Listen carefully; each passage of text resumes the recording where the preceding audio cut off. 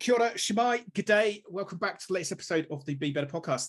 Before I forget, I will give a big shout out to Colin, who I had a Zoom call with him a couple of weeks ago. And he's like, yeah, I've listened to loads of your podcast episodes. So thank you to the one person on the internet who's listened to my episodes. Hopefully Richard will listen to his episode when he's finished with this one today. But yeah, good day to Colin. Hopefully Colin's still around after Hopefully this Colin, episode. yeah, this could be the one. This could send him over the, he's like, yeah, I'm done with your shit podcast, mate. So thank you as ever to regular listener Colin and any others. As I'm in doing this every week now, you know, like I said, I listen to lots of really big podcasts by really big people who earn millions of dollars, and they are not afraid to beg for likes and thumbs up and subscribes and follows on the different platforms. So if you could do that for me, that'd be greatly appreciated. And if you think it is even vaguely half decent content, maybe give me a 3 out of 5 review. I'd take that. Anyway, come on, Tab. It's better than 3 out of 5. Good. All right, 3.5. Yeah, you're growing good. Growing good exponentially, sometimes slowly. Yeah. Who knows? But yeah, with me today, I have got Richard Evans. G'day, Richard. How's it going? Very well, thanks, Tim. It's great to be here. I know it feels. Shout out to Colin. I should get a T-shirt made up with Colin on it or something. Who knows? So it feels it's kind of funny because we first connected literally years ago. When I first connected to the B Corp movement in 2013, 2014, and Steve Arder, B Corp #1 in New Zealand, was like, there's some Kiwi Aussie bloke in Melbourne who might know some stuff. You might want to give him a call. And so I think we had a chat about 10 years ago, and then nothing. And then in the last sort of 2 months or month, we met each other at a conference. You came and sat on one of our as a panelist on one of our B Corp Month Be Better virtual summits, and here we are on the podcast. So it's like you're like a London bus. Yeah, and I got an invite to the Grow Good ski trip as well. 100%. Yeah, the Grow Good ski trip, which this episode might actually not even be released before that ski trip has happened. So, mate, we're making up for lost time.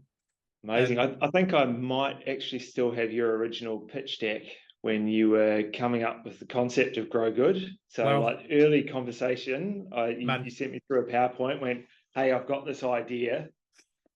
B Corp, I love this B Corp thing. I think there's really something behind this. You were talking to Steve, and he put us in touch, and you were like, what do you think? How should I pitch this and look at you today? So awesome to see the journey you've been on. It's all your fault, basically, is what you're saying. Not at all. I don't think I added any value. I probably said, no, don't be crazy. Yeah, more than likely. If you've actually genuinely got that, I'd be intrigued to see what the inner workings of my mind were actually about at that time. Yeah. So we've been rambling on already, but for people who don't know who you are, just a quick intro: who you are, what do you do, and then we'll maybe get back into how we connected and what all that's been about. Sure. So as you mentioned, I'm a Kiwi that lives in Melbourne now. So I've been in Australia for about 20 years.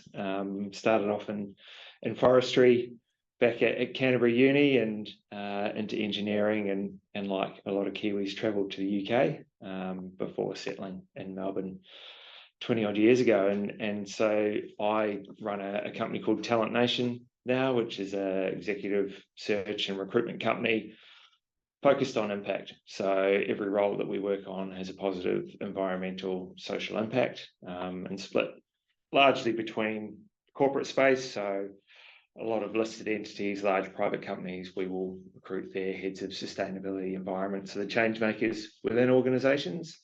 And then about 30% of our work is purely not-for-profit, social enterprise, B Corp, so organisations set up to generate impact.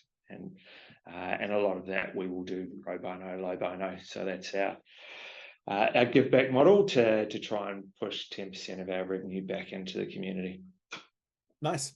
Because your brother, I don't know, maybe we should send him a link to this episode. I mean, I've probably walked past him in the supermarket because he lives, like, I don't know, 500 meters away from where I live.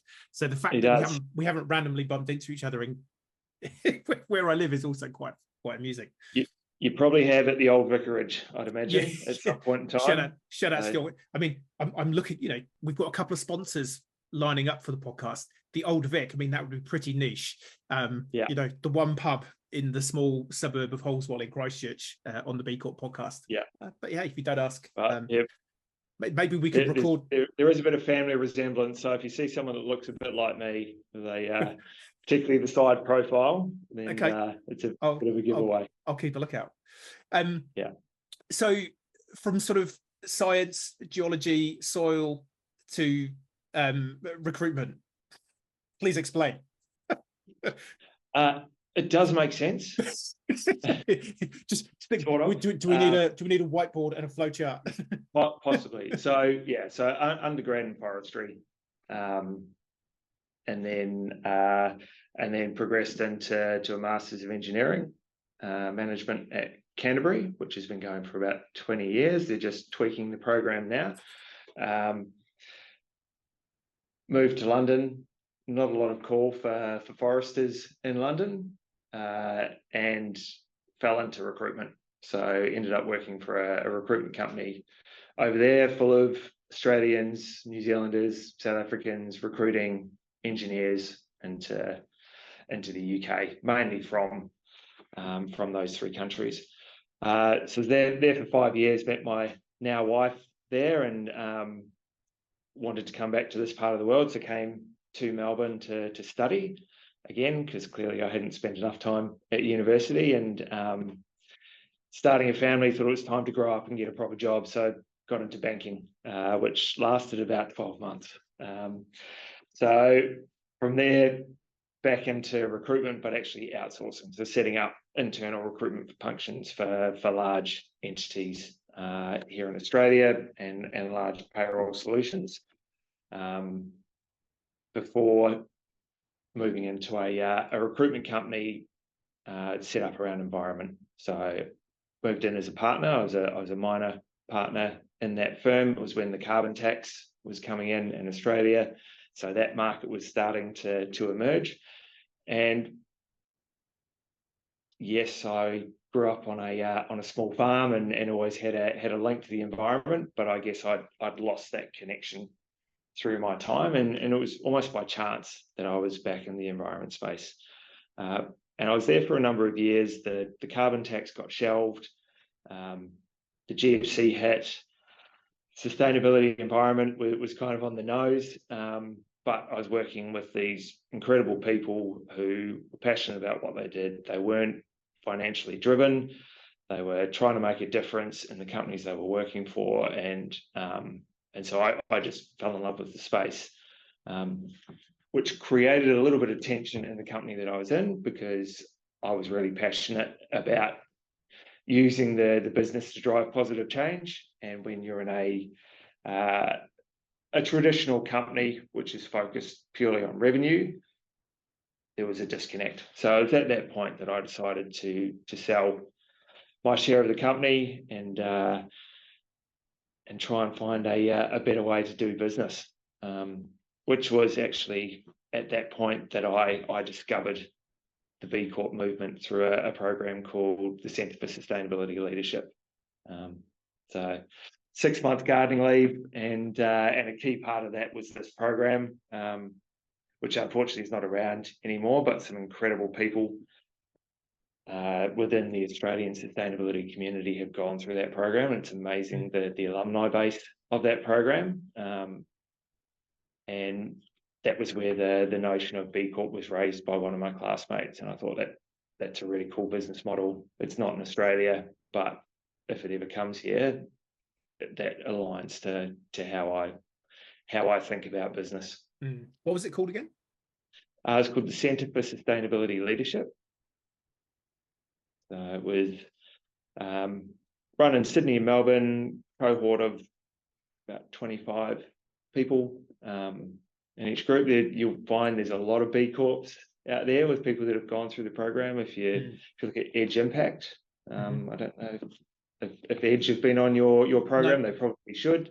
So you look at the leadership team in there, a number of them. So Laura Reid and Max Van Veen both went through CSL with me at the B Corp retreat. Mikey Long, who digital storytellers, so he was doing the videography. he was a 2012 CSL alumni as well. So just a great group of people going through, and something where you start to find your tribe. When you're in mainstream business, sometimes you can feel a bit isolated when you're in sustainability and go, well, am I the only one that thinks this way? That was a group where everyone thought that way. So it was almost like a self-help group for people that were trying to do business differently. Mm. Was there sort of any specific moment during your career, or a personal event that sort of led you to having, because that was my journey. We had obviously the earthquakes here in Christchurch, which the Kiwi Tourist Board are really good at not telling you about. They're really good at going, oh, don't go to Australia. There's loads of bitey, killy, sharpy, teethy things that will just decimate you. They keep really quiet about They really are. Really, really quiet. Yeah, but I mean, genuinely, yeah, fair enough. Yeah. But they could also talk about the fact that this country is known as the Shaky Isles. I forgot about that. Yeah. So yeah, for me, the earthquakes here and then birth of child, a couple of years after that was like the beginning of the process of the journey of the great unraveling. It's like the woolen jumper that you pull the thread, and it's like, oh, hang on a minute. Oh, was there any moment like that for you, or was it just being worn down by being a recruitment consultant for so many years? Yeah, look, I guess. So I mean, recruitment, it's something that. So I am passionate about recruitment and people. Like there is a connection to people, and I speak for the whole team here. When you find someone that they find the role that they love, and they're there's a really good fit. It's a great feeling. I mean, kids are a great leveler, in terms of making you think about the world that you're leaving for others, and what things are going to be like for them. But I think it's also a process that it's almost I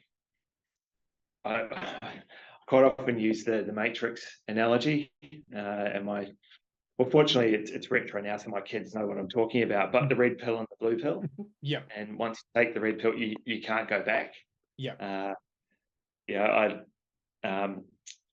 My COO, who is so we're an employee-owned business, but shareholder in the business. His first week, I took him to the Purpose conference in Sydney. So this was 6 years ago, and he had come out of large business. He worked for Carlton United Breweries. And he just found that his role was constantly making people redundant, finding efficiencies, letting his team go. And he said it's just soul destroying after a while. But I took him to the Purpose conference, and I'd been in the space for 7-8 years by this time. So I'm well used to it, and love these conferences. And you see people that are really passionate about making an impact. But for him, it was his first exposure to it. He'd been in business, and he's a Kiwi, grew up in Otago, loves the environment, 2 daughters, so wanted to make an impact, but just hadn't been exposed to what was going on. And he's sitting there going, oh my God, we're destroying the planet and the environment, and like modern slavery in Australia, and just all of these things. But everyone's upbeat. It was just, you could see this kind of mind explosion for him. And it's like, there's bad stuff happening, but there are people that are keen to do something about it, and they're not just doing it to line their own pockets. And so, it's really uplifting when you meet people like that and see the incredible things that they're doing. Yeah, I think I've referenced it a couple of times. There's a couple of British comedians, I should remember their names. I've referenced it a couple of times. One of them actually went to my old school, but they've got that famous sketch of the 2 Nazi soldiers talking to each other, and one of them goes, hang on a minute, are we the baddies? And the other one's like, you might be right. Yeah, because we do have like a skull and crossbones on our head, and we do kill quite a few people. And I think that's something that I just sort of think about is there is a lot of bad stuff happening. It could be you that's doing it. It could be your business. It could actually be your industry that is complicit just by virtue of how your industry is done, is based. And I think most people are a bit like the two, like, oh, it is me. Oh, yeah. And there is that awkward moment of, but I think if you can propel yourself then into something like the B Corp movement, where you go, okay, it's good to recognize it, but now let's go and work on a solution. Let's be positive about it, and let's try and fix stuff and get to the bottom of it and change it. Yeah. And I think that's the thing. And the thing I love about B Corp is, and I'm passionate about the intersection of business and sustainability. Like that's my thing, because business is going to drive this change. Market forces will drive the change that we need to see, and we see that from the investment community. Just the acceleration over the last couple of years is because investors are involved. And I think used to be that sustainability was like, okay, well, how much does it cost? So it's a cost, and we kind of need to do that, and we need to look at our recycling rates, because it's the thing that we need to do. And the problem with that is that at some point it'll get switched off, and that's always been my argument. If there's a cost around this, it'll get switched off at some point in time, because someone will go, we can't do that anymore. And so we're seeing this shift to value creation. And there was a guy called Rob Grant that I was on a panel with years ago. He used to be the CEO of Hydro Tasmania. I think he's working with Pollination Group now, and that was something that he said. He said we moved from payback to value creation, and it was largely around efficiency. He said just because we've covered the cost doesn't mean that it stops generating value for us. So, and I think the B Corp space is about that. It's about creating better businesses that are financially sustainable, because if you're not financially sustainable, then you're not a sustainable business, and at some point you'll cease to exist, and all that good work that you've done will stop. Yeah. Have you connected with Paul Frasca from Sustainable Salons? They're not a B Corp. I always thought they were a B Corp because they're such a B Corp business, but they're not. Right. But they collect a lot of the waste from the hairdressing industry, so the foils, bottles, creating circular economies and what have you. And I don't know if you can know. There's not a lot of call for salons. Yeah, I know that. I know the feeling. Yeah. But yeah, he described himself as an above ground miner. And he said, he'd be at these events and he'd be, meeting people maybe from the extractive industries, and he'd say, look, I do what you do, but I'm extracting value from the waste that's above ground that people don't see, but I've seen it, and I've seen that there's value exchange there. And I think that is the sort of the push to a new economic system is, instead of extractive or okay, we've actually got to pay the cost of the any damage that we might be doing. It's now actually make an intentional business about fixing damage or reducing harm or whatever. And it's just, I think, we're such in the bubble of that. I don't know. I was watching a few videos recently, and I've forgotten this description, but it's a sort of fairly well-worn trope from the UK. The man on the Clapham omnibus, that was like the 60s and 70s ad agency description of what does the man on the Clapham omnibus think about this? The bloke going to work, the tradie, whatever.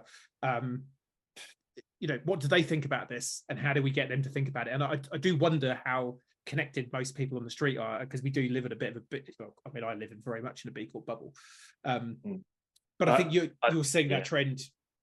Yeah, we are. I think the connection to the person on the street is still not there. I think it's definitely growing, but you just need to walk past a rubbish bin and see what has been thrown. You have a recycling bin and a waste bin next to each other, and the amount of recycling in the waste bin and waste in the recycling bin, and that's something that's right next to each other, and it's there's an apathy around it, and there is self-interest around it as well. What's important to me, and for this needs to be of value to people. People need to see value in sustainability and making a difference, and particularly at a point in time where people are struggling. You know, economic conditions are not fantastic across either country. Interest rates are at all-time highs, so people are thinking about, how do I put food on the table? How do I pay the mortgage? And so if these things are an additional cost, an additional headache, something else to think about, it'll slip. So that integration is critical. Mm. And that's where I see B Corp. You know, it is the integration into business, into you know, I look at the clothing stores, and you know, and the expectation from the consumer is that if I'm buying a t-shirt, that yes, it is ethically sourced, but I'm not necessarily going to pay more for it. I just expect that you're going to do that as part of what you do. Yeah. But there's not, you know, you can't really expect a premium on that at this point in time. Not for the mainstream. Yeah. For the Grow Good family, absolutely. I'm sure that t-shirt is ethically sourced. And yep. Good old Etico. Shout out to Nick. Fair trade and B Corp certified t-shirt. So brilliant. I don't think you can get better than that. If you can, let Nick know. Yeah. Yeah. Excellent. Yeah, it is interesting. That sort of disconnect. But then increasingly, you know, you feel there is that increasing desire. I think people kind of you've got to think in this day and age, we're more connected to understanding our impact on, well, almost, you know, has it gone full circle?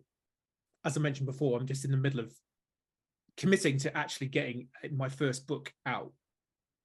Who knows? Maybe by the end of this weekend, if I pull my finger out. I've said that now.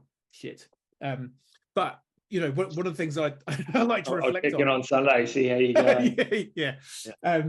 The thing, you know, one thing you have started it, haven't you? I have started it. Yeah. No, I've collated it. I know. Yeah. So collated. I've got 3 books I want to write. One on B Corp, one on individual purpose, one on organizational purpose. And I had a Zoom call with someone last week, and she said, you know, just put the 3 together in one book to begin with. Shout out to Jane from Sacred Changemakers, who I'm doing a podcast with in a couple of weeks.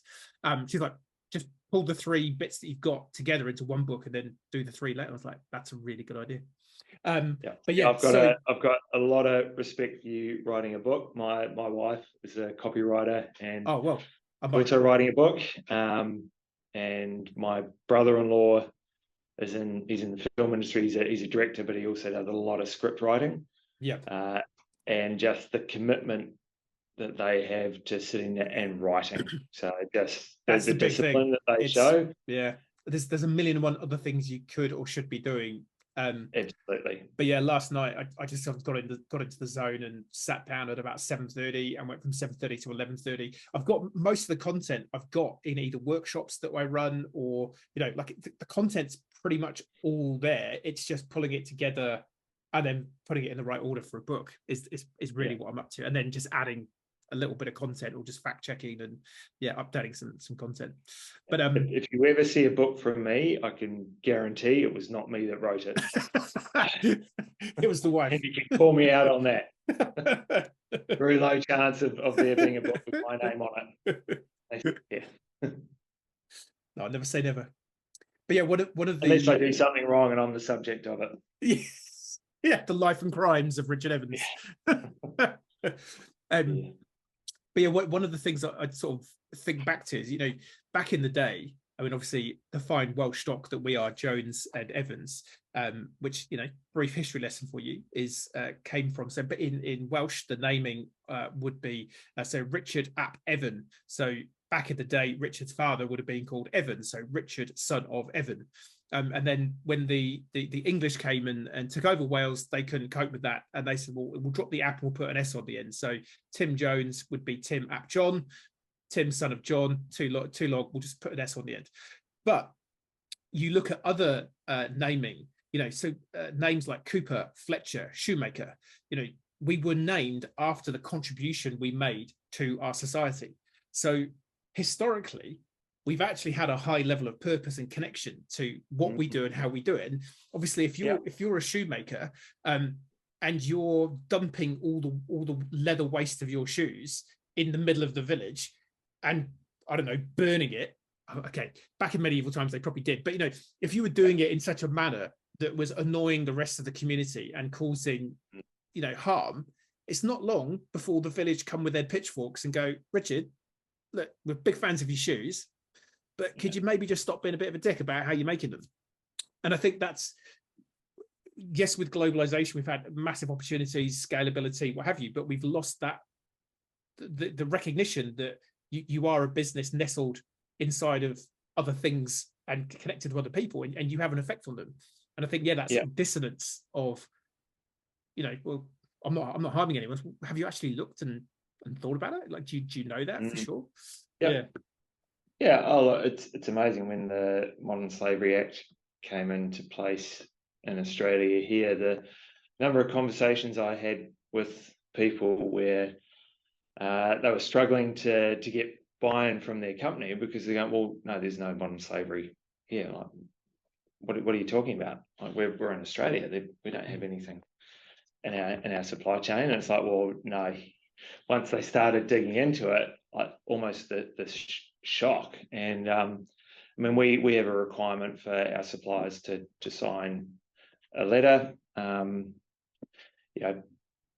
confirming that there's that people are paid minimum wage in Australia or living wage elsewhere. And we had a cleaning company come to quote for work, and they couldn't sign the letter because they said we can't guarantee, because we use subcontractors, we can't guarantee that that the subcontractors are being paid a minimum wage. And it's just recounting that story to our team here, like, just stunned that happens. And there's an amazing group called the Cleaning Accountability Framework that are doing great stuff over here, but just really hit home in middle of Melbourne. The office is in a really nice area, so one of the more affluent areas in Melbourne.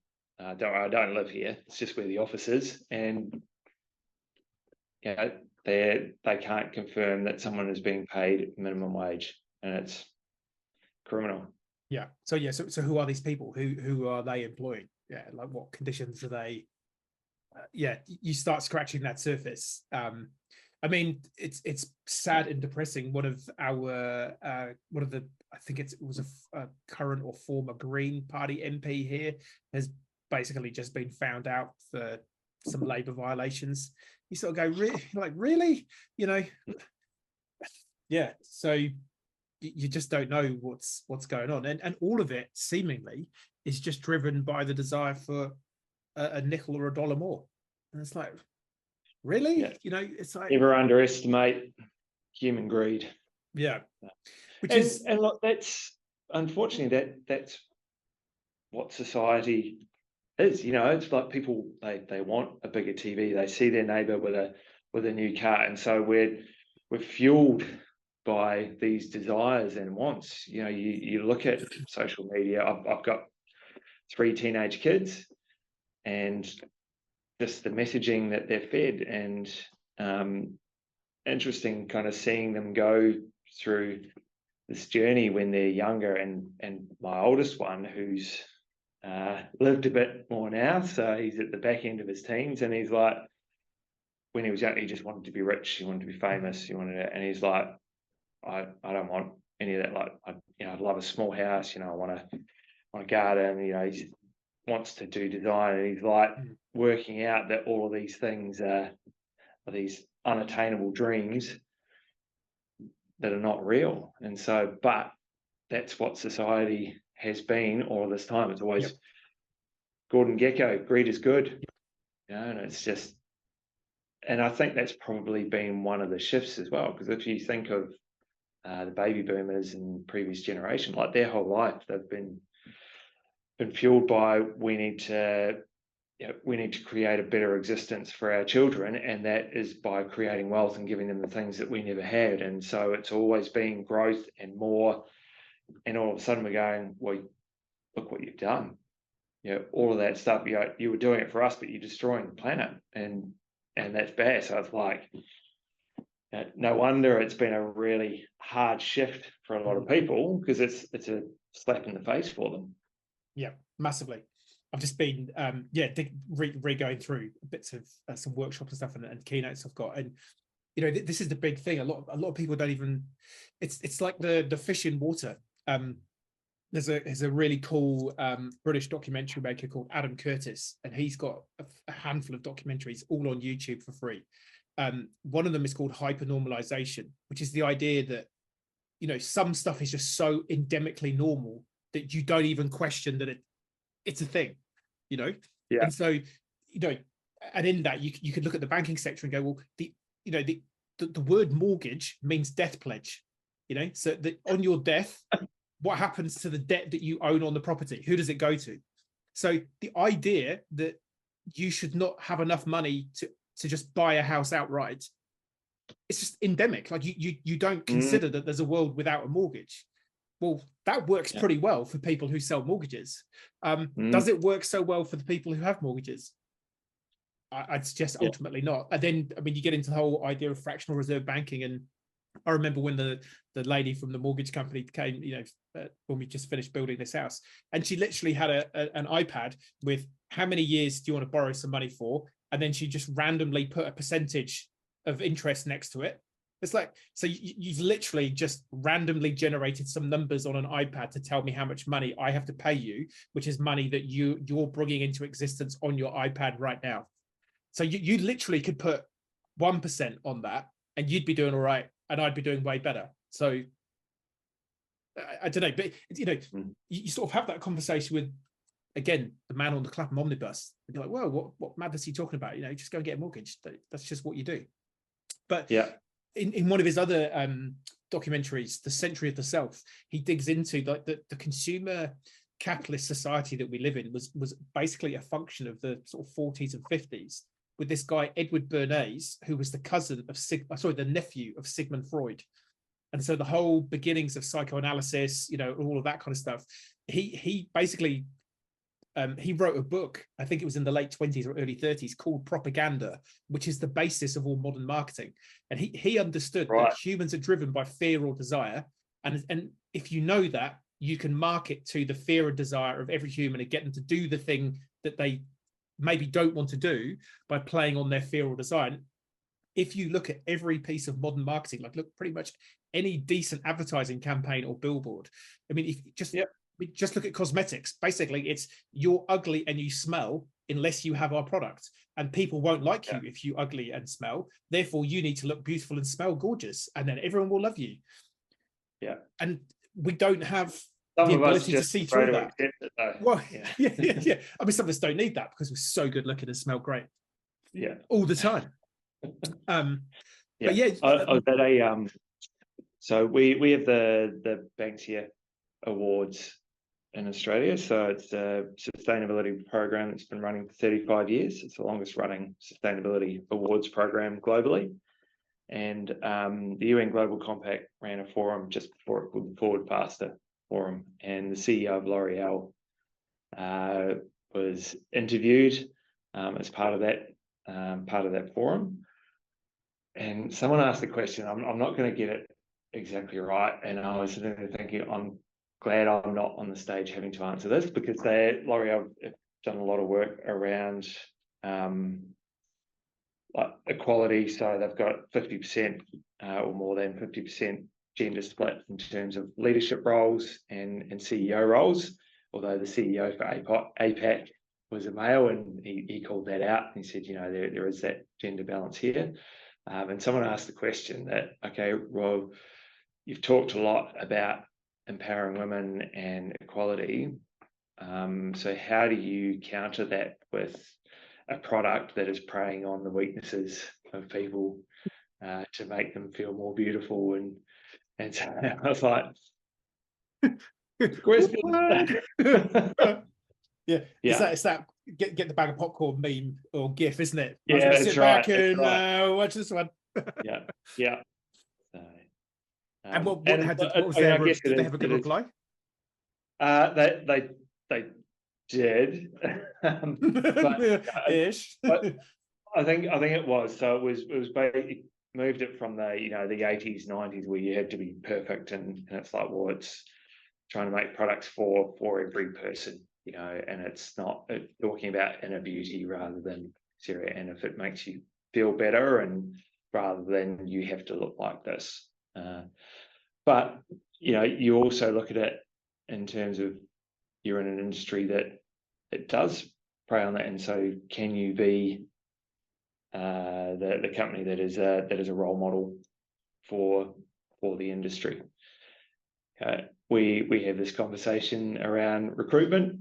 Recruiters don't necessarily have the best reputation out there in the market in terms of What? behaviours What? and everything. I Recruiters have know, a bad rep? Where? unbelievable. Tell lies. I don't believe it. Yeah, people are a commodity, and so I guess we look at what we do, and we don't spend a lot of time in the recruitment community, but with the associations, we will go on panels where we're talking about our climate active certification, so carbon neutrality, to try and encourage people to do more. We won this award here last year, which is the excellence in social purpose, which is nice. But that's the first time we've kind of dipped into the recruitment sector. But I think there is a place for people to go, okay, well, you can actually have a business which is profitable, successful, but actually cares about the impact that they're having and minimises your footprint and supports local community and women-owned businesses. And I think we're seeing a lot more of that activity now, and seeing other organisations lean into that, in sectors where traditionally it's probably not been the norm. And I think, I mean, yeah, I don't know whether you saw that B Lab Insights report late last year that just showed the financial performance of B Corps. They outperform business as usual. So this misnomer that doing good, there's a cost attached to it. It's like, it's never been less true. I think, well, the caveat to that would be, obviously, if you are a real legacy company that has got, you're using free prison labor, you're pouring toxic waste into the local river, but you're getting around it somehow. Like, clearly there's going to be some people coming from a bit more of a standing start than others. But in general, the evidence is clear that business that's doing better outperforms. So it's not a cost, like you say. It comes back to that value creation, rather than seeing it as mitigation or being seen to do something. Yeah, and I think with B Corp as well, it is about. So if I think of it as better business, it does enable you to look at your governance, look at your environmental impact, look at how you work with your employees, your community, and I think sometimes there can be a misunderstanding in terms of people looking at B Corp going, oh, okay, well, it's more, you've got to be really earthy, or you've got to be effectively a not-for-profit to do that. It's like, well, no, that's not the case. And I've seen some people talk about it, and it almost feels elitist. And I've thought that's not what this is about. It shouldn't be that. This should be a tool that you can use any business. And you might be a business that has some questionable activity in your supply chain. You can still use the impact assessment. Sure, you won't become a B Corp, but it should help you actually look at how you become a better business and cover off those risks. Because if you are doing those things at some point, there will be a price to pay for it. Yeah, totally. I mean, just the reputational risk that you're increasingly at risk of is a thing. Yeah, totally. Yeah, and that's the thing with a lot of these initiatives where they do cost now, and we look at the energy transition, and there's a cost associated with that.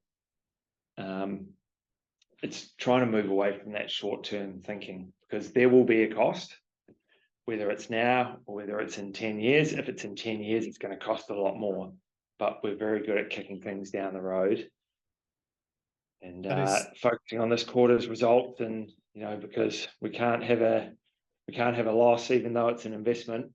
Yeah, that is the one thing that humans are super, super good at on a personal level and a corporate level, organizational level. Is like, the me of tomorrow is not quite as important as the me right now who really wants to eat the cookie.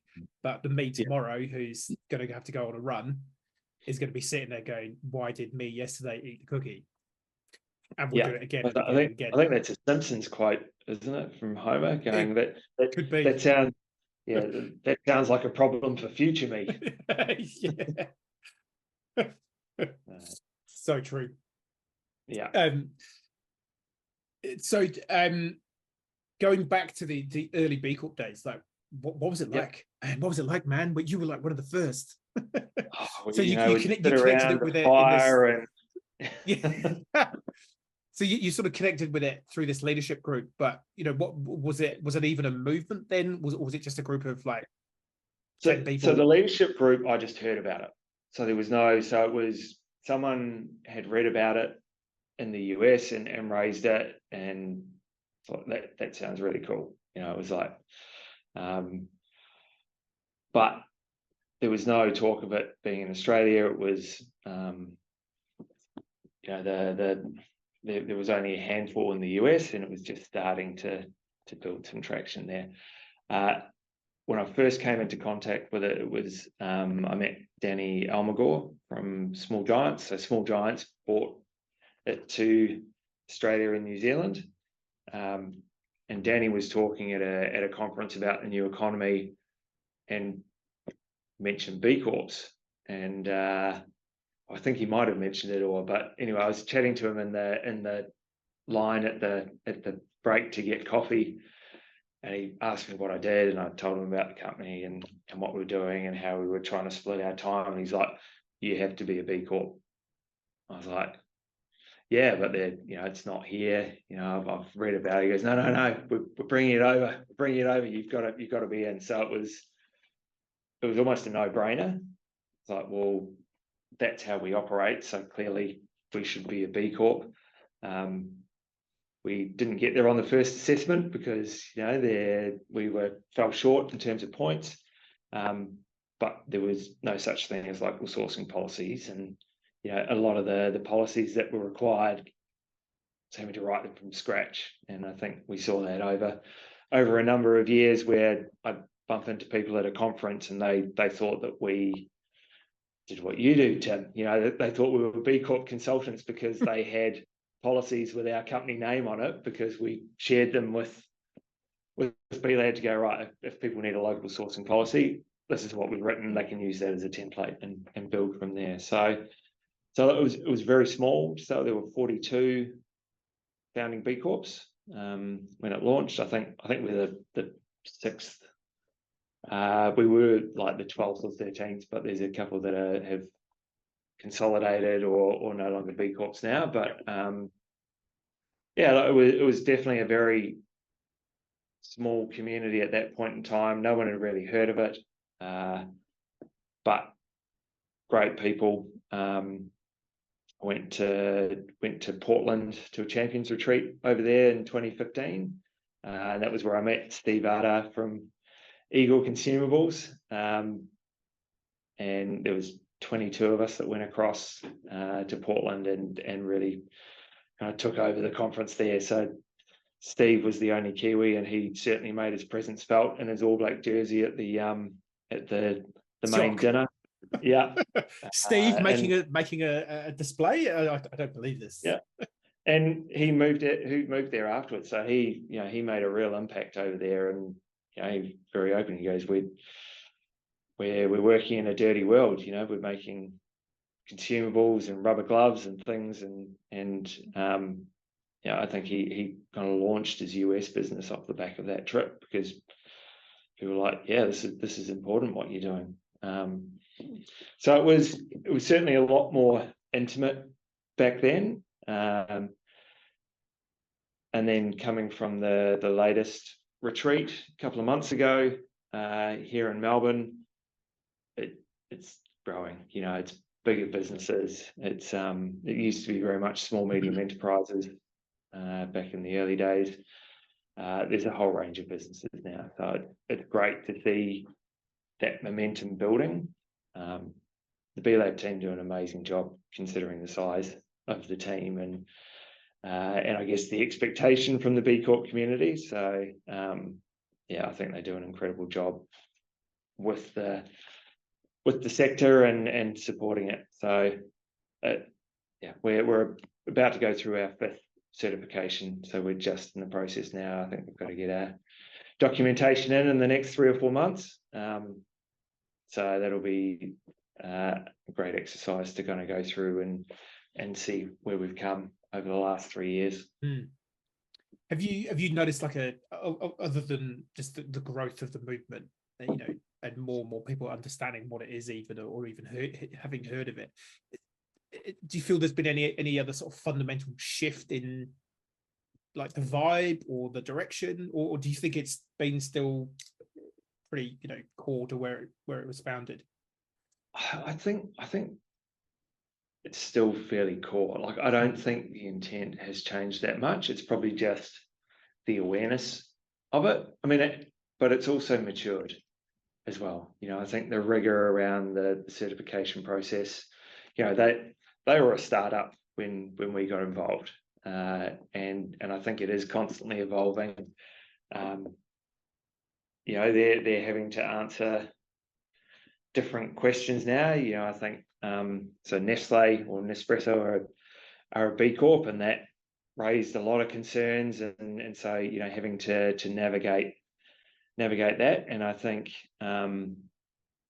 again, that shows that the space is maturing, because if you're going to go, well, no, you're in coffee pods, and I'm from Melbourne, so I don't do pod coffee. It's got to be, you know, you got to know the tree that the bean came from. But don't get me started on you coffee snobs. It's like, I just want a cup of tea that isn't like the color of my walls and tepid. That's right. If the coffee's not good, I'll have a tea. So I'd rather have a tea than a bad coffee. Trying to get a good cup of tea though, mate. I tell you, it's impossible.